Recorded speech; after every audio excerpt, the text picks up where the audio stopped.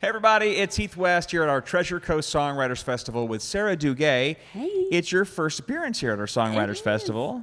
Yeah. Where are you from originally? Because Douga is a different type of last name. That's right. It's French, Cajun. Somebody probably misspelled it along the way, but I'm from Southwest Louisiana. And what's your journey into country music from that part of Louisiana? Oh man, I was born in it.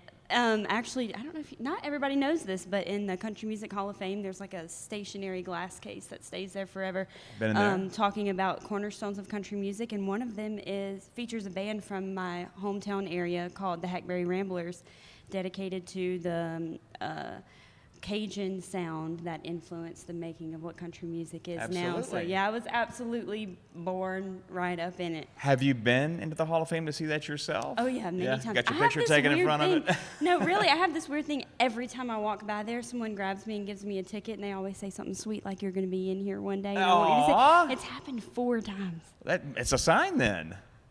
I'm working on it. You live in Nashville now? That's right. 4 years now this weekend. Been writing for how long? Has it just been like a lifelong thing? Or? Yeah, I was 8 when I started. I had my first #1 experience this year. I wrote the title track and the first single of an Australian country record with Ella Hooper that went #1 ARIA charts. Congratulations! How awesome! Yeah, it was fun. What was the celebration?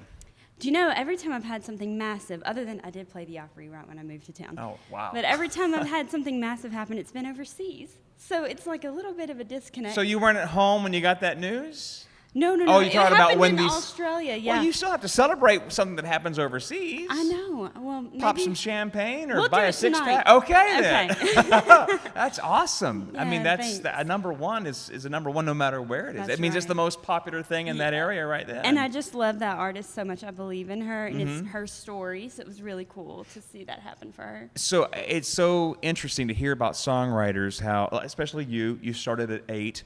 I have a couple of 15-year-old boys at home. Cool. At 8, they weren't into anything like writing a song. They could barely form sentences. How did it come to be for you to be a songwriter at that young of an age? I don't think you get to choose that. Right. For me, I remember distinctively what happened. I was getting ready. I was fixing my hair in the bathroom to go to school, and something came over me, and I really felt like I was going to throw up. I didn't know what it was, but I ran to my room and started writing lyrics down, and to this day, that's still what it feels like. It's like energy coming through you, and you're like, I'm about to birth something. Everybody be quiet, you know?